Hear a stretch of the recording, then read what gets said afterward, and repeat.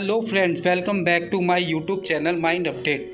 फिर से मैं आपके सामने एक लेकर आया हूँ नई अपडेट। दोस्तों, मेरे पास बहुत से लोगों की कमेंट आ रही थी कि ईडब्ल्यूएस कैटेगरी के फॉर्म कब निकलेंगे, इसके लिए कैसे अप्लाई करते हैं, ये क्या होता है, इसके लिए क्या हम करें, अपने बच्चे को एडमिशन कराने के लिए इसमें क्या क्या डॉक्यूमेंट लगेंगे। तो दोस्तों, इसी के साथ चलते हैं। फिर से इस नई अपडेट को मैं आगे बढ़ाते हुए आपको बता दूं कि ईडब्ल्यूएस एडमिशन 2023 दिल्ली सरकार ने इसकी नोटिफिकेशन जारी कर दिया है, जिसके फॉर्म 10 फरवरी से स्टार्ट होंगे और 25 फरवरी इसकी लास्ट डेट रखी गई है। मैं दोस्तों आगे बता दूं कि अगर आप दिल्ली में रहते हैं और बच्चे को यहाँ की प्राइवेट स्कूल में शुरुआती क्लासेस में दाखिला दिलाना चाहते हैं तो ये खबर आपके लिए है। हाँ दोस्तों, दिल्ली के प्राइवेट स्कूल में ईडब्ल्यूएस दाखिला शुरू हो रहा है, जिसके तहत बच्चों के एडमिशन नर्सरी, केजी, फर्स्ट पहली कक्षा में होंगे, जिसमें रजिस्ट्रेशन की शुरुआत 10 फरवरी 2023 से हो चुकी है। दोस्तों, इसमें मेरे पास जो लोगों के कमेंट आ रहे थे उसमें मैं आपको बता दूं, कई लोग पूछ रहे थे कि ईडब्ल्यूएस कैटेगरी का मतलब होता क्या है। तो दोस्तों, मैं उनको बता दूं, ईडब्ल्यूएस यानी इकोनॉमिकल वीकर सेक्शन, जो लोग आर्थिक रूप से कमज़ोर हैं और जिनकी सालाना आय 1 लाख रुपए से कम है, वह इस श्रेणी में आते हैं। वहीं दूसरी तरफ डीजी यानी डिसएडवांटेज ग्रुप श्रेणी में निम्नलिखित समुदाय के संबंध रखने वाले लोग आते हैं, जिसमें कि schedule caste, schedule tribal, OBC, दिव्यांग बच्चे, जुवेनाइल जस्टिस एक्ट के तहत अनाथ बच्चे, ट्रांसजेंडर, एचआईवी से पीड़ित बच्चे। इस कैटेगरी के अंदर आने वाले बच्चे डीजी कैटेगरी में रखे जाते हैं और जिनकी 1 लाख से कम आय हो वह बच्चे ईडब्ल्यूएस कैटेगरी में रखे जाते हैं। दोस्तों, इसके साथ ही मेरे पास जो सवाल आ रहे थे, कितनी सीटों पर होगा दाखिला, इसके लिए मैं आपको बता दूं कि दोस्तों, सभी प्राइवेट स्कूलों में शिक्षा के अधिकार अधिनियम आरटीई एक्ट 2009 के तहत आर्थिक रूप से कमज़ोर वर्ग के विद्यार्थियों का दाखिला होता है। दिल्ली के प्राइवेट स्कूल की बात करें तो यहाँ एंट्री लेवल क्लासेस में कम से कम 20% सीटें आरटीई के तहत ईडब्ल्यूएस कोटा के लिए आरक्षित होती हैं। इसके अलावा 3% सीटें दिव्यांग बच्चों के लिए रिजर्व रहती हैं। किस स्कूल में कितनी सीटों पर दाखिला होगा, ये उस स्कूल में उन कक्षाओं नर्सरी, केजी और पहली कक्षा के कुल क्षमता पर निर्भर करता है। अगर 100 सीटें हैं तो कम से कम 22 सीटें ईडब्ल्यूएस कोटा के तहत एडमिशन के लिए होनी चाहिए। इसकी निश्चित संख्या की बात करें तो ये स्कूल पर निर्भर करता है। आप स्कूल की मेन साइट पर जाकर इसको देख सकते हैं। अगर आप दिल्ली के स्कूल में ईडब्ल्यूएस कोटा के तहत दाखिला लेना चाहते हैं तो आपको पूरी प्रक्रिया ऑनलाइन पूरी करनी होगी, जिसके लिए आप इसकी ऑथराइज्ड वेबसाइट edudel.nic.in पर जाकर अप्लाई कर सकते हैं।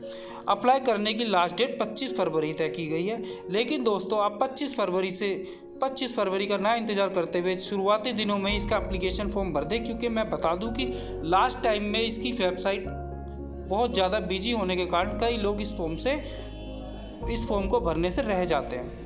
सिलेक्शन की बात करें तो सिलेक्शन ड्रॉ के आधार पर किया जाएगा। ये कंप्यूटराइज्ड ड्रॉ 3 मार्च को निकाला जाएगा। इसके आगे दोस्तों बात करते हैं जो मेरे से सवाल पूछे गए थे, कैटेगरी के तहत ईडब्ल्यूएस डीजी कैटेगरी नियमों के अनुसार पूरी तरह से नियमों के अनुसार इस श्रेणी के बच्चों को स्कूल की तरफ से मुफ्त यूनिफॉर्म, पोशाक, किताबें मुहैया कराई जाती हैं। स्कूल सबसे पहले 1 किलोमीटर के दायरे में आने वाले बच्चों को एडमिशन में प्राथमिकता देंगे। इसके बाद अगर सीट बच जाती है तो फिर 3 किलोमीटर के दायरे में आने वाले बच्चों को एडमिशन लिया जाएगा। अगर फिर भी सीट बच जाती है तो 6 किलोमीटर दायरे में आने वाले बच्चों को दाखिला कराने का मौका मिल सकेगा। इसके बाद ही 8 किलोमीटर के दायरे में आने वाले बच्चों को एडमिशन हो सकेंगे। अगर आप इस कैटेगरी के तहत आवेदन कर रहे हैं तो आप जहां रह रहे हैं वहां के सबसे नज़दीक स्कूल में प्रयास करें। आवेदन की प्रक्रिया पूरी तरह से ऑनलाइन रहेगी। ईडब्ल्यूएस डीजी कोटे के तहत फॉर्म भरने की प्रक्रिया क्या होती है, इसके बारे में मैं बता दूं दोस्तों। आप ईडब्ल्यूएस डीजी एडमिशन के लिंक पर क्लिक करें, यहाँ दिए गए सभी निर्देशों को अच्छे से पढ़ लें। इसके बाद रजिस्ट्रेशन हो जाएगा। फॉर्म में दिए गए सभी कॉलम और जानकारी को अच्छे से भर दें। इसके बाद इसका प्रिंट आउट निकाल कर अपने पास रख लें, फिर ड्रॉ की तारीख का इंतज़ार करें। इसके बाद जो सवाल आता है दोस्तों, कैटेगरी में एडमिशन, ईडब्ल्यूएस डीजी कैटेगरी में एडमिशन के लिए किन डॉक्यूमेंट की ज़रूरत पड़ती है। EWS कैटेगरी में एडमिशन के लिए जो डॉक्यूमेंट की ज़रूरत पड़ती है वो सबसे पहले दोस्तों है आय प्रमाण पत्र। रेवेन्यू अधिकारी द्वारा जारी किया हुआ आय प्रमाण पत्र यानी इनकम सर्टिफिकेट। लेकिन इसको जारी करने वाले अधिकारी का रैंक तहसीलदार से कम नहीं होना चाहिए। इसके बाद जो दूसरा नंबर आता है दोस्तों, अगर आपके पास BPL AAY food security card and civil society department द्वारा जारी किया हुआ हो तो ये भी आपको इनकम सर्टिफिकेट बनवाने की ज़रूरत नहीं है। आप डायरेक्ट EWS कैटेगरी के अंतर्गत अपना एडमिशन ले सकते हैं। DG कैटेगरी की बात करें तो दोस्तों DG कैटेगरी में यदि आप SC ST OBC non creamy layer प्रमाण पत्र रेवेन्यू अधिकारी द्वारा जारी किया हुआ अगर आपके पास है तो आप इस कैटेगरी DG कैटेगरी के अंदर अपने बच्चे के एडमिशन के लिए रजिस्ट्रेशन करवा सकते हैं। यदि बच्चे के दिव्यांगता की बात करें तो बच्चे के दिव्यांग होने के प्रमाण पत्र किसी सरकारी अस्पताल से जारी किया हुआ होना चाहिए। अनाथ और ट्रांसजेंडर की बात करें तो साक्ष्य के रूप में दस्तावेज उनके पास आवश्यक होने चाहिए।